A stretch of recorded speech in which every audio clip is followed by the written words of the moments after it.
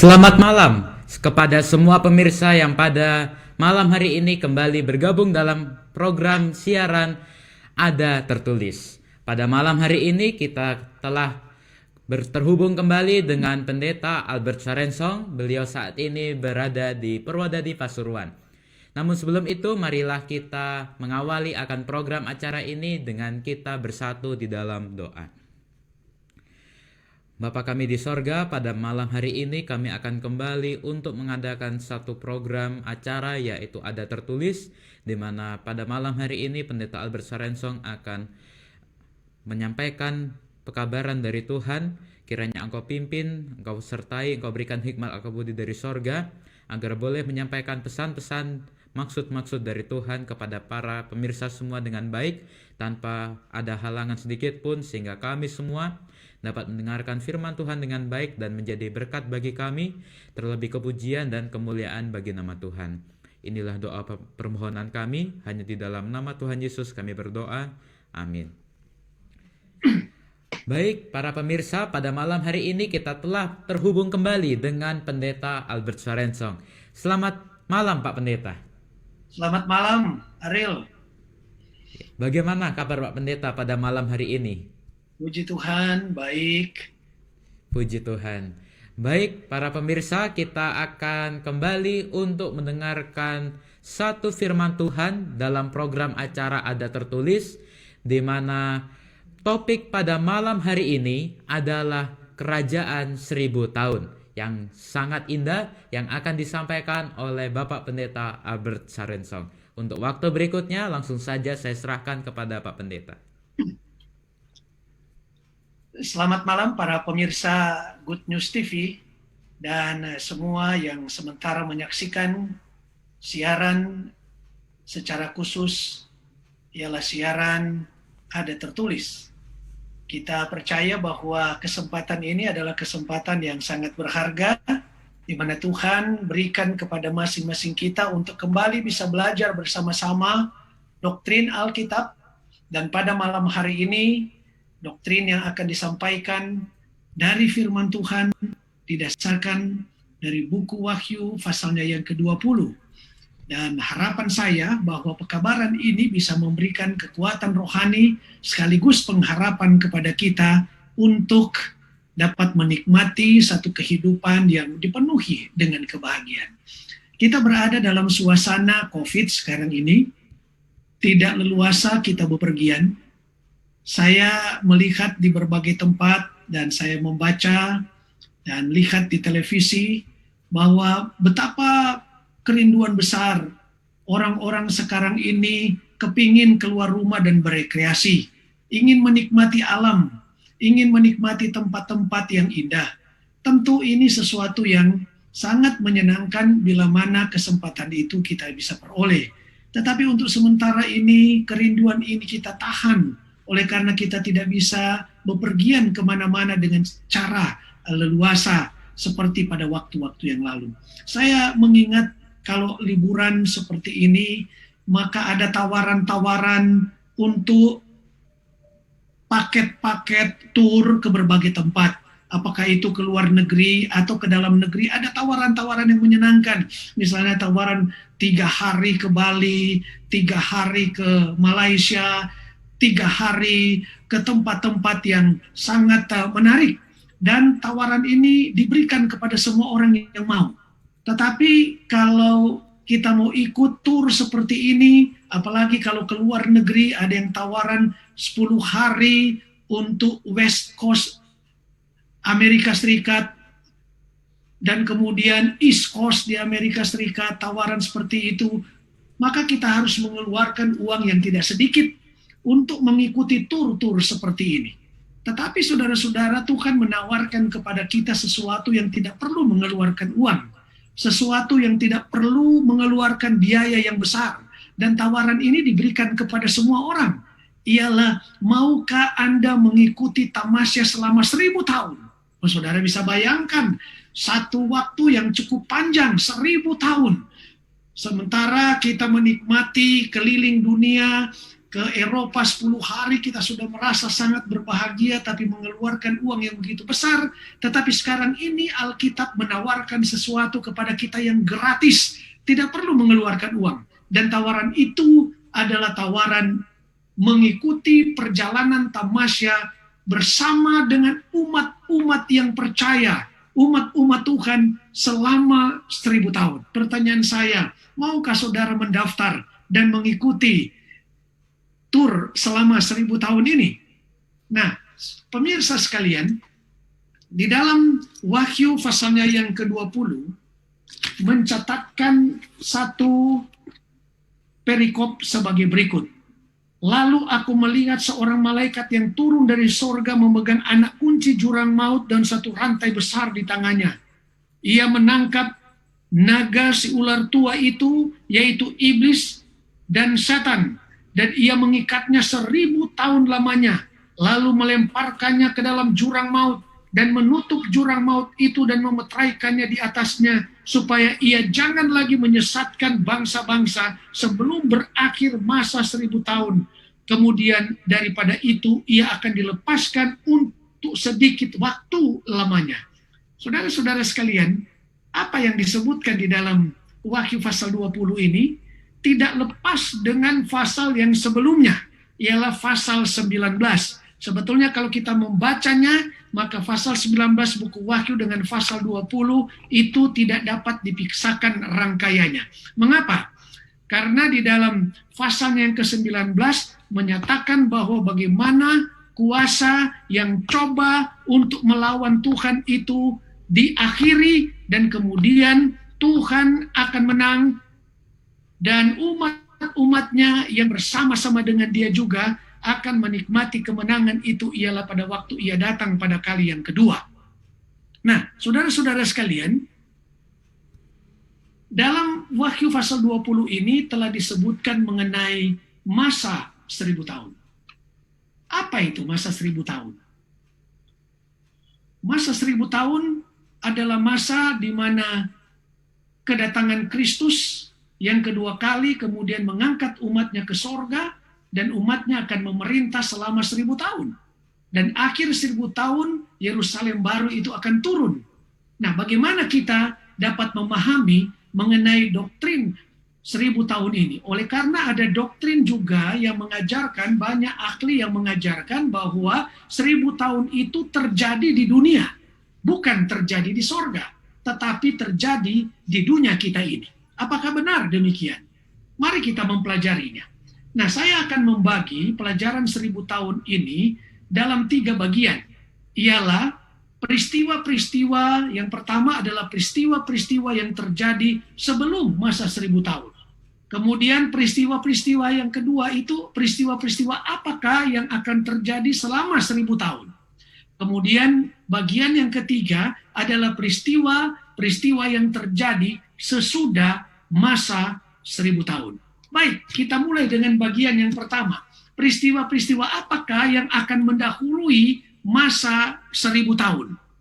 Nah, kalau kita membaca di dalam Wahyu pasalnya yang ke-20, ayatnya yang ke-6, dia berkata sebagai berikut. Wahyu pasal 20 ayatnya yang ke-6. Berbahagia dan kuduslah ia yang mendapat bagian dalam kebangkitan pertama itu. Kematian yang kedua tidak berkuasa lagi atas mereka, tetapi mereka akan menjadi imam-imam Allah dan Kristus, dan mereka akan memerintah sebagai raja bersama-sama dengan dia 1000 tahun lamanya. Jadi apa peristiwa yang mendahului masa 1000 tahun? Ialah terjadinya kebangkitan yang pertama.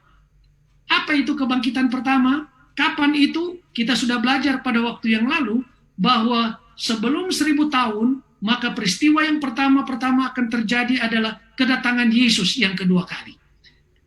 Kemudian yang berikut, kedatangan Yesus yang kedua kali, tujuannya seperti yang dicatat dalam 1 Tesalonika pasal 4 ayatnya yang ke-16 dan 17, bahwa Yesus datang untuk memberi upah kepada orang yang benar. Mereka yang mati di dalam Kristus akan dibangkitkan, lalu kemudian mereka akan diubahkan, dan mereka yang masih hidup pada waktu Yesus datang, mereka juga akan diubahkan dan sama-sama menyongsong Tuhan yang datang di mana? Di awan-awan. Jadi peristiwa yang mendahului 1000 tahun adalah kedatangan Kristus, kemudian orang-orang yang benar yang ada di dalam kubur dibangkitkan, dan mereka yang masih hidup akan diubahkan, lalu kemudian mereka akan diangkat ke surga. Yang ketiga, setelah bangkit, orang-orang yang benar ini, mereka dan orang yang benar yang masih hidup akan diangkat bersama-sama dengan mereka di dalam awan menyongsong Tuhan di angkasa. Kemudian Kristus akan memenuhi janjinya. Janji apa yang akan dipenuhi kepada mereka? Ialah janji yang ia sebutkan dalam Yohanes pasal 14 ayatnya yang pertama sampai ayatnya yang ketiga. Dia bilang, jangan diberi hatimu terharu. Percayalah kepadaku, sebab aku pergi ke situ menyediakan tempat bagimu. Dan telah menyediakan tempat bagimu, aku akan datang kembali, membawa kamu ke tempatku, supaya di mana aku berada, kamu pun berada. Jadi Yesus melukiskan tempat di mana orang-orang benar akan pergi, itu akan mereka peroleh ketika ia datang pada kali yang kedua, dan orang-orang benar ini akan mendapatkan apa yang dijanjikan kepada mereka. Rumah apa itu? Yesus lukiskan tempat yang akan didiami para pengikutnya, banyak tempat tinggal atau tempat kediaman. Yang dimaksud Yesus di sini ialah adanya Yerusalem baru. Jadi orang-orang yang benar, yang bangkit, maka mereka itu akan masuk ke dalam kerajaan surga, tempat yang disebutkan telah disediakan oleh Tuhan untuk diberikan kepada mereka yang setia kepadanya.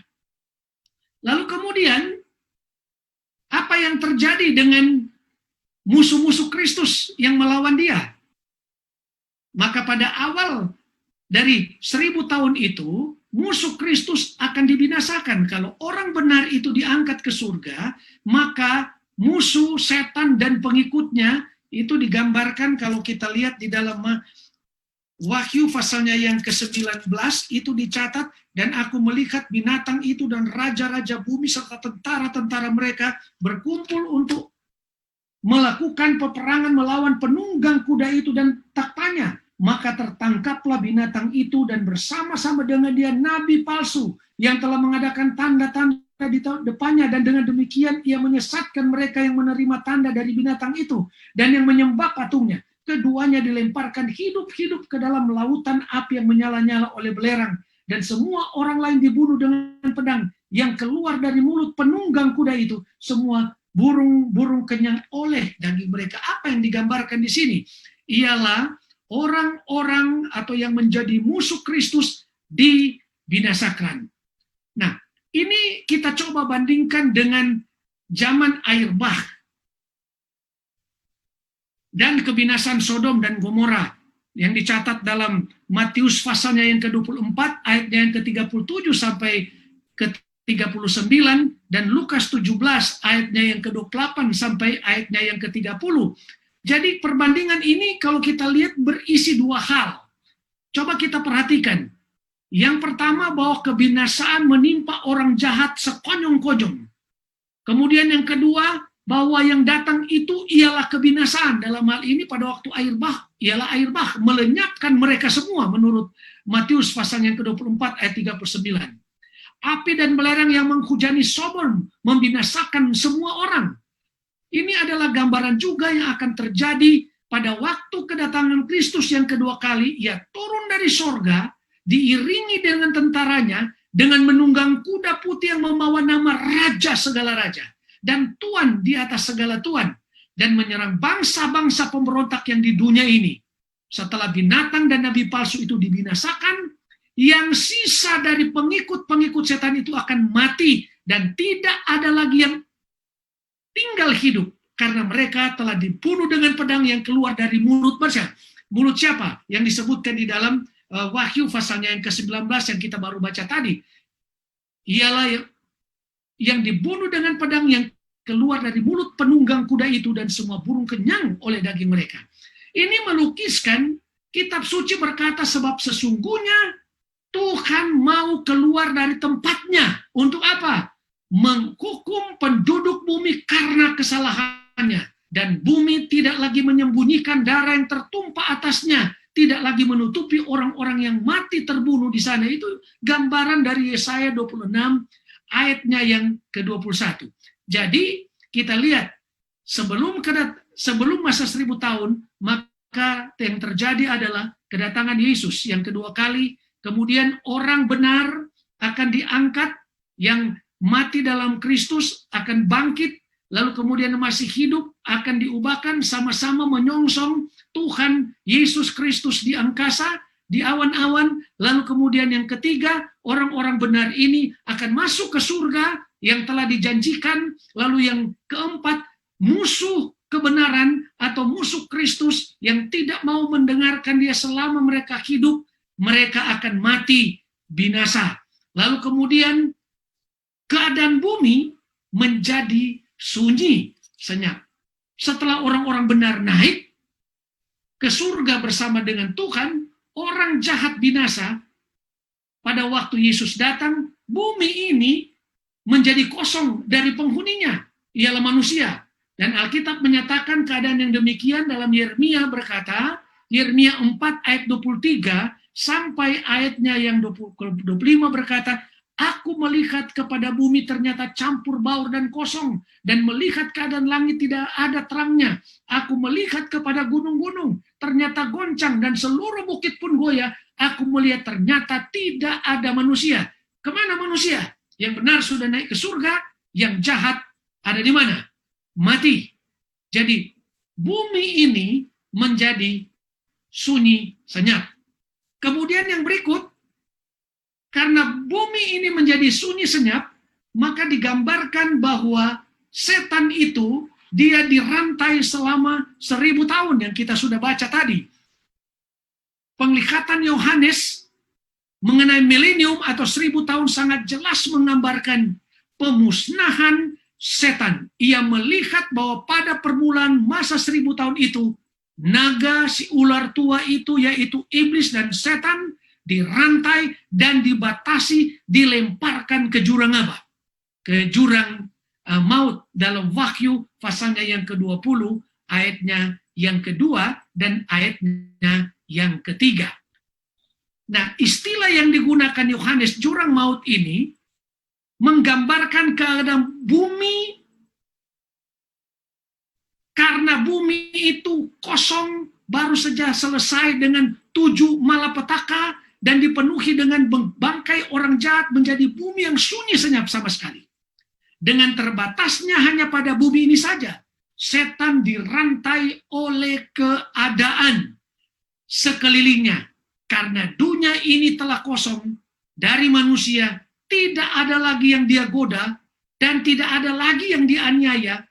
Ia dirantai dalam pengertian bahwa tidak dapat lagi melakukan apa-apa. Jadi ini peristiwa yang mendahului 1000 tahun. Nah sekarang yang kedua, peristiwa-peristiwa apakah yang terjadi selama masa 1000 tahun? Baik, mari kita buka Alkitab kita akan temukan peristiwa-peristiwa apakah yang akan terjadi. Kristus bersama dengan umat tebusan berada di mana? Berada di sorga. Pada waktu kedatangan Kristus yang kedua kali, ia membawa orang-orang yang ditebusnya masuk ke surga, ke tempat yang telah disediakannya itu, yaitu Yerusalem baru. Seperti Musa, bangsa Israel yang ditebus penuh dengan rasa syukur. Apa rasa syukurnya? Mereka menyanyikan lagu kelepasan. Nyanyian Musa, hamba Allah, nyanyian anak domba, bunyinya, besar dan ajaib segala pekerjaanmu ya Tuhan Allah, yang maha kuasa, adil dan benar segala jalanmu, ya Raja segala bangsa. Wahyu pasal 15 ayatnya ketiga. Nah, berarti orang saleh ada di mana? Orang benar ada di sorga selama 1000 tahun. Lalu, apa yang dilakukan oleh orang yang benar ini di sorga selama 1000 tahun? Selama masa milenium atau 1000 tahun, Kristus memenuhi janjinya kepada para pemenang. Apa janjinya? Kuasa atas bangsa-bangsa. Itu Wahyu 2 ayat 26. Bahwa Yesus akan memberi kuasa atas bangsa-bangsa. Nah, kapan itu terjadi? Ialah pada saat 1000 tahun. Daniel melihat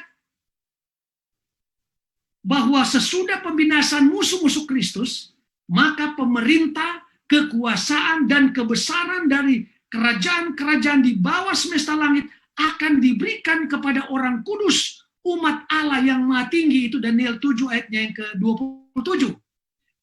Barang siapa yang dibangkitkan Kristus pada kebangkitan yang pertama, mereka lah yang akan memerintah bersama dengan Kristus selama berapa tahun?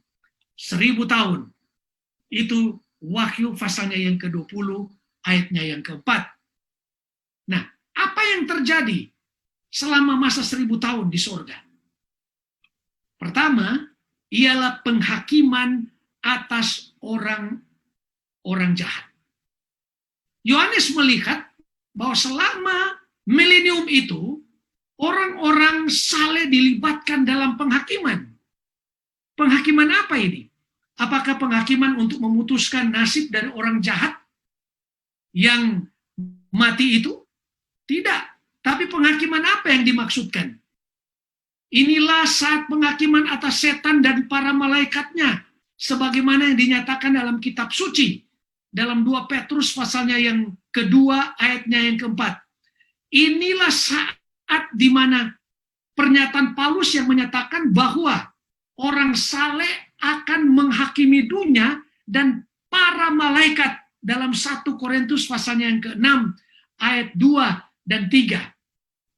Apa maksud? Bahwa orang benar atau orang saleh akan menghakimi dunia dan bahkan para malaikat juga selama 1000 tahun. Apa maksudnya? Penghakiman milenium itu, 1000 tahun di sorga, bukanlah menentukan siapa yang akan dibinasakan, tetapi Allah telah mengadakan keputusan sebelum kedatangan Kristus kedua kali.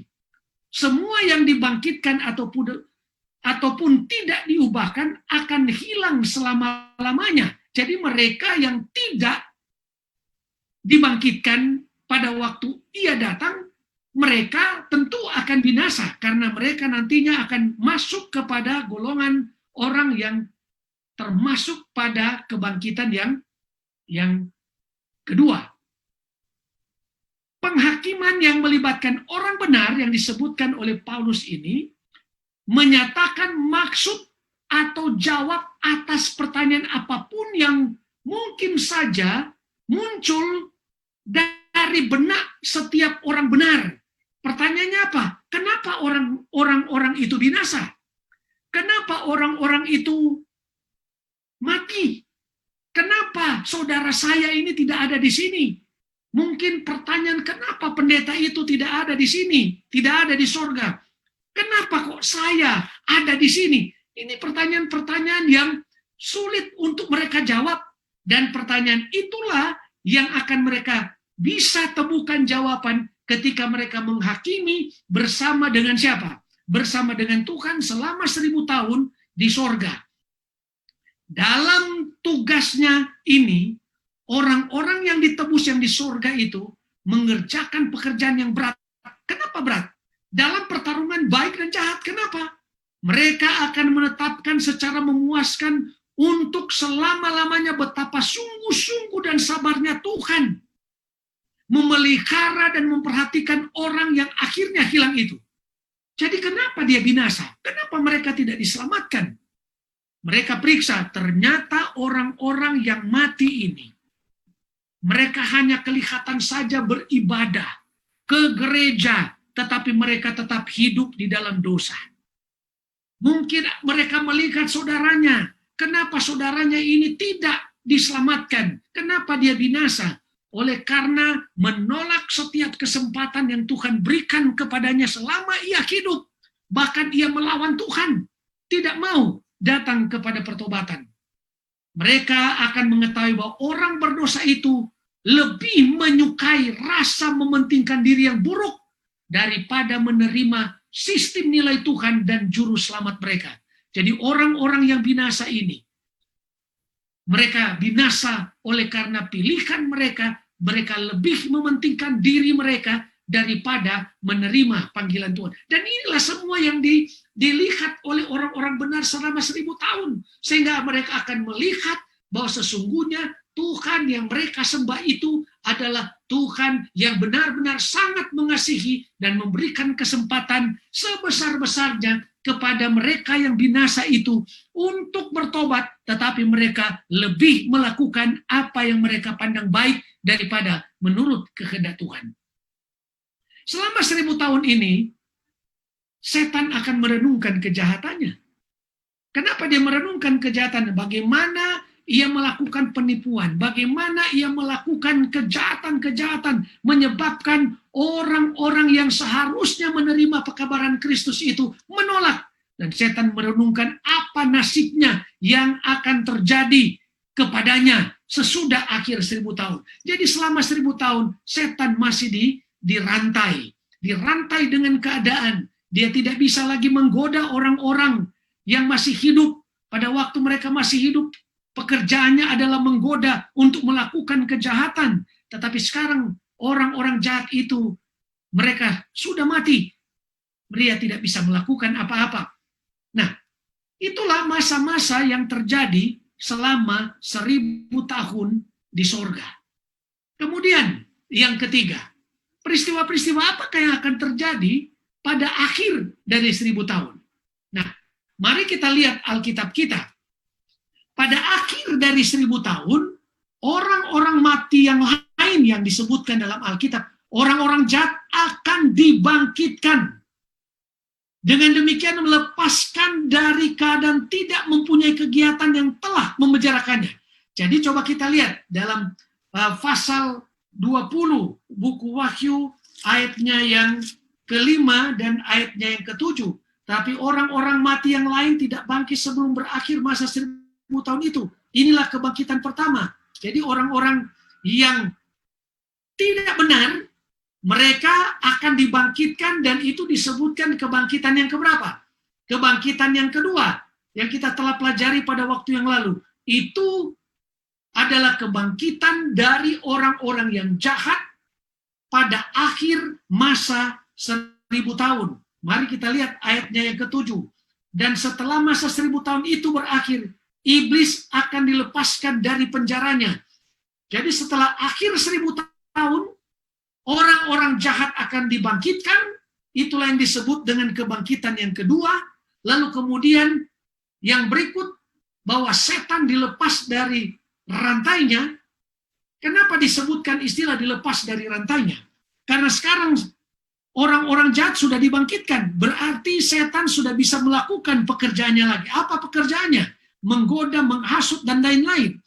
Dan itulah sebabnya Alkitab menggambarkan akhir dari 1000 tahun, malah malaikat jahat itu akan, atau setan itu akan dilepaskan dari rantainya. Coba kita lihat ayatnya yang ke-9. Maka naiklah mereka ke seluruh dataran bumi, lalu mengepung perkemahan tentara orang-orang kudus dan kota yang dikasihi itu, tapi dari langit turunlah api yang menghanguskan mereka.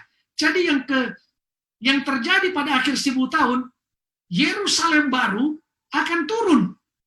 Pada saat Yerusalem baru turun, orang-orang jahat dibangkitkan, setan dilepaskan dari rantai keadaannya, maka mereka kembali karena sudah terbiasa melakukan kejahatan dengan pimpinan dan komando setan. Mereka mau menyerang kota Allah atau Yerusalem baru yang turun dari sorga itu. Tetapi pada waktu mereka hendak menyerang Yerusalem atau Yerusalem baru itu, maka api dari langit menghanguskan mereka. Jadi ini peristiwa-peristiwa yang terjadi pada akhir dari 1000 tahun. Kristus dan orang-orang saleh dan kota Yerusalem baru itu akan turun. Pada saat turun, setan berpikir inilah kesempatan untuk membalas dendam. Peperangan terakhir, siapa tahu dia bisa menang. Dia mengumpulkan semua orang-orang yang jahat ini. untuk menyerang kota Allah. Tetapi Alkitab menyebutkan bahwa api dari langit turun lalu menghanguskan mereka. Jadi kita dapati beberapa hal yang saya sudah sebutkan tadi, peristiwa-peristiwa dari akhir 1000 tahun, sesudah 1000 tahun. Dengan demikian, pada akhir 1000 tahun itu, maka setan dan semua pengikut-pengikutnya akan dibinasakan. Itulah penghakiman pelaksanaan akhir dari 1000 tahun. Dalam tipuan yang terakhir, Alkitab menggambarkan setan berusaha mengilhami orang jahat dengan harapan dapat menaklukkan kerajaan Tuhan dengan kekerasan. Demikian mengumpulkan bangsa-bangsa yang ada di dunia ini, pemimpin mereka melawan kota yang dikasihi. Wahyu 20 ayat 8 dan 9, orang jahat yang dengan keras kepala menolak pintu masuk kota Allah karena berkat atau jasa pendamaian Kristus, sekarang bertekad untuk memperoleh izin masuk serta mengendalikannya melalui pengepungan dan peperangan. Apakah mereka menang? Kenyataannya bahwa orang jahat, begitu Tuhan memberikan nafas hidup kembali kepada mereka, segera berpaling untuk melawannya, serta mencoba meremut kerajaannya, akan mengukuhkan keputusan yang telah dibuatnya mengenai nasib mereka. Dengan cara beginilah, namanya dan tabiatnya yang telah hendak dinodai setan akan dihapuskan secara sempurna di hadapan semua orang. Siapa yang menang? Yesus dan umat-umatnya menang. Kesempatan-kesempatan yang diberikan kepada manusia selalu ditolak. Setan dan orang berdosa yang tidak mau menerima Yesus pada akhir 1000 tahun, mereka dibinasakan. Dari langit turunlah api yang menghanguskan mereka, semua mereka yang jahat, dalam Wahyu 20 ayatnya yang ke-9. Saudara-saudara, kenapa mereka dibinasakan? Dalam Wahyu 20 ayatnya yang ke-15 berkata, dan setiap orang yang tidak ditemukan namanya tertulis di dalam kitab kehidupan itu, dilemparkan ke dalam lautan api. Itu adalah kebinasaan yang kekal bagi setan dan orang-orang yang jahat. Kenapa Tuhan membiarkan mereka binasa? Apakah Tuhan hanya memang menginginkan supaya mereka binasa? Tidak. Tuhan tidak pernah menginginkan satu orang binasa. Kalau kita membaca di dalam 2 Petrus pasalnya yang ketiga, kalau Anda punya Alkitab, coba kita buka bersama-sama. 2 Petrus pasalnya yang ketiga.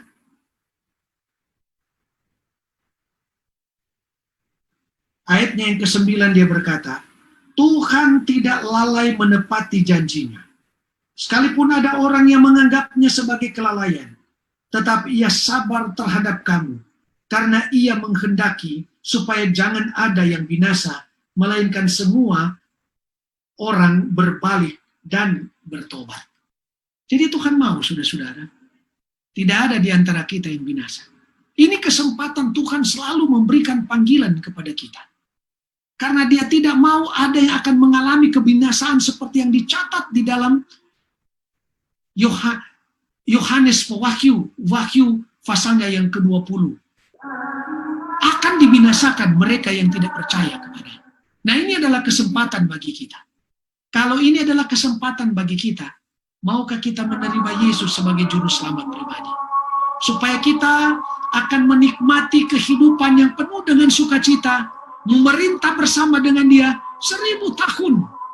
Dan ketika 1000 tahun berakhir, kita juga akan bersama-sama dengan Tuhan untuk selama-lamanya di bumi yang telah dibaharui ini dan tidak ada dosa lagi yang akan datang. Tapi kalau kita menolak, maka kita akan mengalami nasib seperti yang disampaikan dalam buku Wahyu pasalnya yang ke-20 ini. Kita akan binasa. Binasa untuk selama-lamanya. Kemana? Apakah benar bahwa orang akan dibinasakan dalam api neraka? Orang-orang jahat akan dibinasakan oleh api neraka? Apa sebenarnya itu api neraka? Nah, saudara-saudara, jangan lupa. Pertemuan kita yang akan datang, hari Selasa yang akan datang, kita akan membahas apakah benar ada neraka. Di mana itu neraka? Semoga kita akan dikuatkan selalu ketika kita belajar firman Tuhan. Hari ini kita kembali diingatkan bahwa peristiwa-peristiwa yang akan terjadi sebelum 1000 tahun, selama 1000 tahun, dan akhir 1000 tahun dapat kita ringkaskan. Sebelum 1000 tahun, Yesus akan datang. Orang yang benar akan dibangkitkan. Orang jahat akan dibinasakan. Dan kemudian orang benar akan naik ke surga. Setan dirantai. Itu yang terjadi selama awal 1000 tahun. Lalu kemudian apa yang terjadi selama waktu 1000 tahun? Selama 1000 tahun, setan masih tetap dirantai. Lalu kemudian orang benar akan menghakimi bersama-sama dengan Tuhan. Ialah menghakimi untuk melihat bagaimana kemurahan Tuhan terhadap orang-orang yang binasa. Kenapa mereka binasa? Kenapa mereka ada di sorga? Mereka melihat bahwa sungguh apa yang dilakukan Yesus itu adalah benar dan adil. Dan seakhir daripada 1000 tahun, maka Yerusalem baru akan turun. Orang jahat akan dibangkitkan. Itulah kebangkitan yang kedua. Lalu kemudian setan akan dilepaskan dari rantainya. Kenapa? Karena sudah ada orang-orang lagi yang akan dia pimpin, dia goda untuk memberontak. Lalu kemudian yang ketiga, yang terakhir, bahwa api turun dari langit untuk membinasakan semua orang-orang yang dipimpin oleh setan yang berusaha lagi untuk merebut Yerusalem baru yang turun. Tetapi api dari langit menghanguskan mereka. Sekarang pertanyaan, mana yang kita akan pilih?